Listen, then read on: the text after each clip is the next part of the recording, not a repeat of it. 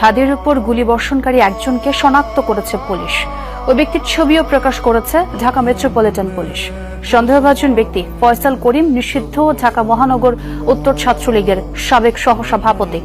গেল বছর ব্যাংক লুটের মামলায় অস্ত্রসহ গ্রেফতারের পর অল্প সময়েই জামিনে বেরিয়ে আসেন এই ফয়সাল। গণমাধ্যমে প্রকাশ হওয়া বিভিন্ন ছবি ও নানা কার্যক্রমে দেখা যায় কদিন ধরেই ওসমান হাদির বিভিন্ন সভা ও গণসংযোগে সক্রিয় ছিল এই প্রধান সন্দেহভাজন। তবে মোটরসাইকেলে আরেকজনের বিষয়ে এখনো কোনো তথ্য দিতে পারেনি আইন শৃঙ্খলা বাহিনী। মাত্র 4 দিন আগের ঘটনা। রাজধানীর বাংলা মোটরে ইনকিলাব সেন্টারে নেতাকর্মীদের নিয়ে নির্বাচনী কার্যক্রম বিষয়ে সভা করেন ওসমান হাদি। সেখানে হাদির ঠিক ডান পাশেই বসা ছিলেন সন্দেহভাজন ফয়সাল করিম দাউদ। এর 3 দিন পর শুক্রবার হামলা হয় হাদির উপর। খুব কাছ থেকে গুলি করা হয় তাকে।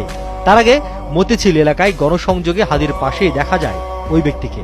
তারা মাস্ক পরিহিত ছিলেন, একবারের জন্য তারা মাস্ক খুলেননি এবং তারা মোটরসাইকেল নিয়ে মুভ করছিলেন, বারবার মোটরসাইকেল নিয়ে মুভ করছিলেন এবং সর্বশেষ গুলিটা কিন্তু মোটরসাইকেল থেকেই করা হয়েছে। হাদির উপর হামলার পর সামাজিক যোগাযোগ মাধ্যমে ফয়সালের নানা ছবি ও কার্যক্রম প্রকাশ হতে থাকে, যেখানে বিভিন্ন সময়ে তোলা ছবি, হাতের ঘড়ি, গায়ের জামার অনেক কিছুই মিল পাওয়া যায় সন্দেহভাজন ব্যক্তির সঙ্গে। এসবের সঙ্গে সিসি ক্যামেরার ফুটেজ বিশ্লেষণ করে গুলিবর্ষণকারীকে শনাক্ত করেছে পুলিশ। পরে ওই ব্যক্তির ছবি প্রকাশ করে তার বিষয়ে তথ্য দেওয়ার আহ্বান জানায় ডিএমপি। শনিবার রাজারবাগ পুলিশ অডিটোরিয়ামে অবসরপ্রাপ্ত কর্মকর্তাদের এক অনুষ্ঠান শেষে অপরাধী শনাক্তের কথা জানান ডিএমপি কমিশনার।